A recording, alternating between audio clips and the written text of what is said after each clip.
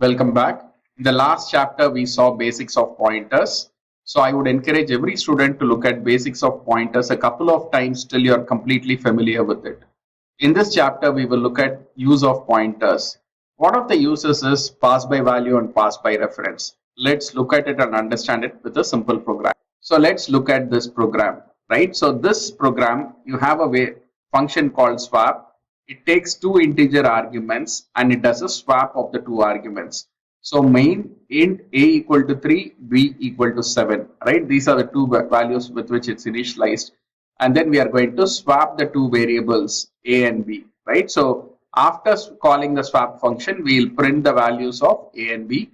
So a should be actually 7 and b should be 3, right? If we do the swap, if the swap is going to work correctly. So what happens here? Let's check it. So a is 3 and b is 7. Now we are calling the swap. The value of a has got copied to x, value of b has copied to y, right? So let's see that. Yes, a is copied to x, b is copied to y. Now we swap the value of x and y.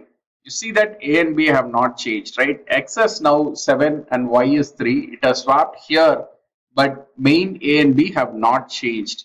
That's because it is passed by value, right? The value has been copied over here. So that's why you don't see a change in this particular program. Now, if you print it, A is still 3 and 7, there is no change to A and B. Now, let's do a pass by reference. So here, instead of the value, we will send the reference or the address of A and B, and we will receive it in a pointer, right? So let's receive it in a pointer X and Y, right? So now what we are going to do is we are going to take the value of X and assign it to temp, and we are going to take the value of y and assign it to x, and let's see how this program works now, right? So let's look at the change. So here we are calling the same function a and b. Now we are passing the address. The address gets assigned to x and y, right? So x is pointing to a and y is pointing to b, and now we have temp. Here we are doing the swap.